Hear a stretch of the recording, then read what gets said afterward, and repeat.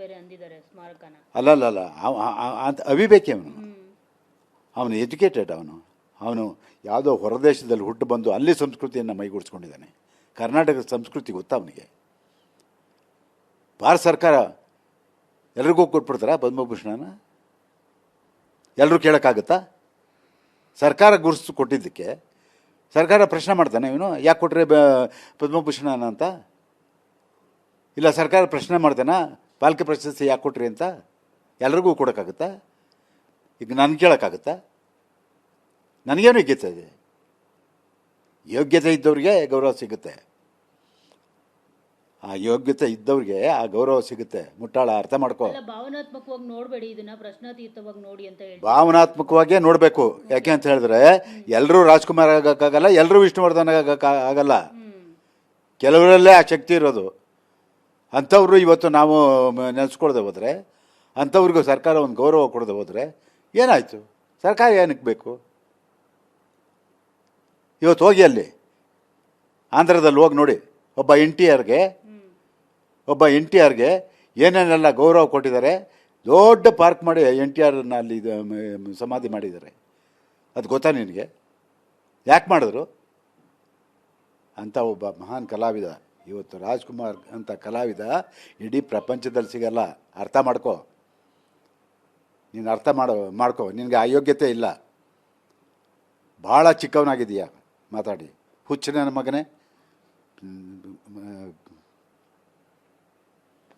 Sir, politicians ಲ್ಯಾಂಡ್ನ ತುಂಬ ಜನ acquire ಮಾಡ್ಕೊಂಡಿದ್ದಾರೆ. ಜೊತೆಗೆ ಅವರೇ ಹೇಳಿದ್ರು ಸರ್ಕಾರ 500 ಎಕರೆ ಸಾಫ್ಟ್ವೇರ್ ಕಂಪ್ನಿಗೆ ಕೊಟ್ಟಿದೆ, ಅಲ್ಲಿ ಯಾರು ಕನ್ನಡಿಗರು ಕೆಲಸ ಮಾಡ್ತಾ ಇಲ್ಲ, ಎಲ್ಲ ಬೇರೆಯವರೇ ಕೆಲಸ ಮಾಡ್ತಿರುವಂಥದ್ದು, ಪರಭಾಷಿಗರು.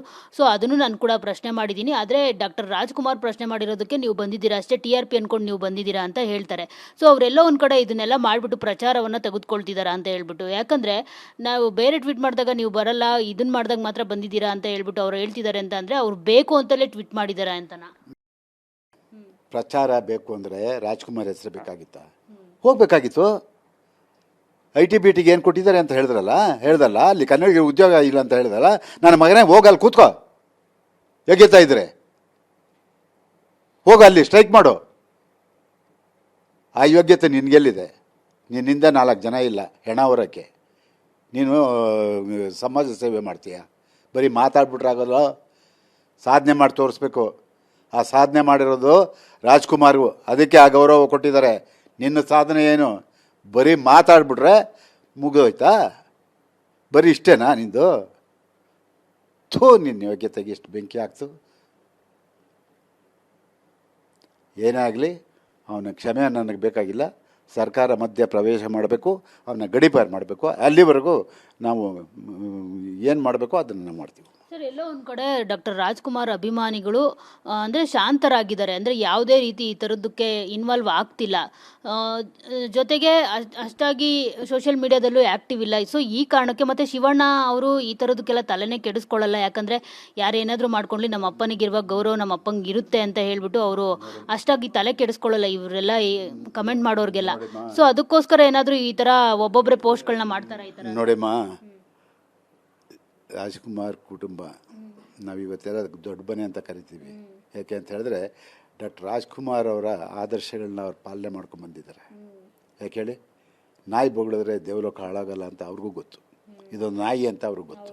ಯಾಕೆ ಅಂತ ಹೇಳಿದ್ರೆ ಅದನ್ನು ಹೇಳಿದಾಗ ಅವರೇ ಹೋಗಿ ಮುಂದೆ ನಿಂತ್ಕೊಂಡು ಹೋರಾಟಕ್ಕೆ ಬಂದಾಗ ಏನಂತಾರೆ, ನೋಡಿ ಅವರು ಇದಕ್ಕೆ ಬಂದಿದ್ದು ಅಂತ. ಅದನ್ನು ಜನ ಮಾಡಿ ತೋರಿಸ್ತಾರೆ, ಅವ್ರು ಮಾಡಬೇಕಾಗಿಲ್ಲ. ನಾವಿನ್ನೂ ಬದುಕಿದ್ದೀವಿ. ರಾಜ್ಕುಮಾರ್ ಅಭಿಮಾನಿಗಳು ಕರ್ನಾಟಕದಲ್ಲಿ ಇನ್ನೂ ಬದುಕಿದ್ದಾರೆ, ಅವ್ರು ಮಾಡಿ ತೋರಿಸ್ತಾರೆ. ಓಕೆ, ನೋಡಿದ್ರಲ್ಲ, ಇದಿಷ್ಟು ಸಾರಾ ಗೋವಿಂದ್ ಅವರ ಮಾತು. ಏನು ಸರ್ಕಾರ ಇದಕ್ಕೆ ಮಧ್ಯ ಪ್ರವೇಶ ಮಾಡಬೇಕು, ಜೊತೆಗೆ ನಟ ಚೇತನ್ ಅಹಿಂಸಾ ಅವ್ರನ್ನ ಕರ್ನಾಟಕದಿಂದ ಗಡೀಪಾರು ಮಾಡಬೇಕು ಅನ್ನೋ ಒಂದು ಮಾತನ್ನು ಅವರು ಹೇಳಿರುವಂಥದ್ದು. ಕ್ಯಾಮ್ರಾ ಪರ್ಸನ್ ಬಾಲಾಜಿ ಜೊತೆ ಮಂಗಳಾ ರಾಜಗೋಪಾಲ್, TV9 ಬೆಂಗಳೂರು.